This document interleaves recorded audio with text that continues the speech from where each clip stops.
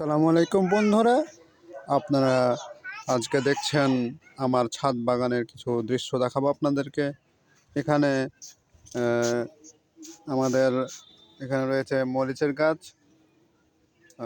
আছে আমের গাছ, আছে ফুলকপির গাছ, তাছাড়া টমেটোর গাছ আছে। এখানে একটা রয়েছে লেবুর গাছ, তার সাথে মরিচ এবং টমেটো নিচে। আর এখানে আরও একটা রয়েছে আমের গাছ। এখানে তাছাড়া রয়েছে টমেটো এবং মরিচের গাছ। এখানেও সেম, একটা আমের গাছ আছে, একটা মরিচ এবং একটা কিছু টমেটোর গাছ আছে। এখানেও আমের গাছ, টমেটো এবং কপির গাছ আছে, মরিচ আছে। এখানে একটা লেবুর গাছ আছে, সেখানে একটা বেগুন, এটা একটা বেগুন গাছ লাগানো আছে, মরিচ আছে, টমেটো আছে। এখানে শুধুমাত্র একটা মরিচের গাছ আছে, যেখানে কালো রঙের মরিচ হয়। আর এখানে একটা লেবুর গাছ রয়েছে। এখানে টমেটোর গাছ আছে,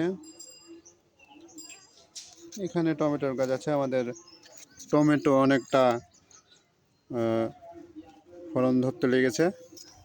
এই যে টমেটো, আমাদের খুব সুন্দর এক টমেটো। আপনারা চাইলে এই ছাদ বাগানগুলো করতে পারেন। এখানেও আছে, আরও কিছু দেখাবো। এখানে আছে বেগুনের গাছ, এই সবগুলোতেই বেগুনের গাছ রয়েছে।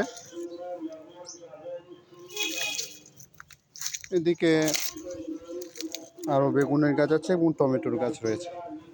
তার সাথে সাথে কিছু মরিচের গাছও রয়েছে, তবে ওই মরিচের গাছটা অনেকটা শুকিয়ে গেছে, অনেক আগের গাছ।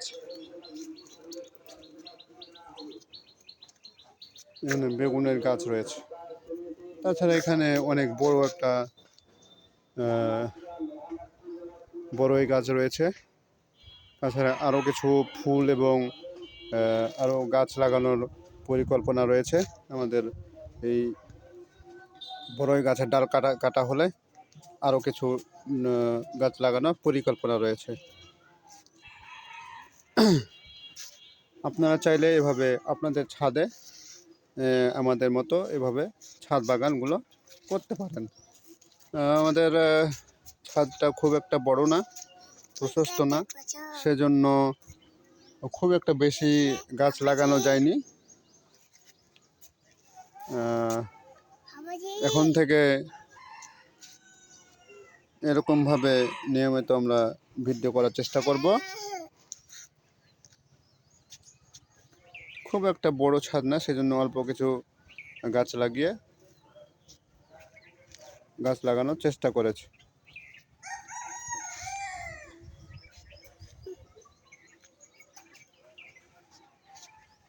ধন্যবাদ সবাইকে।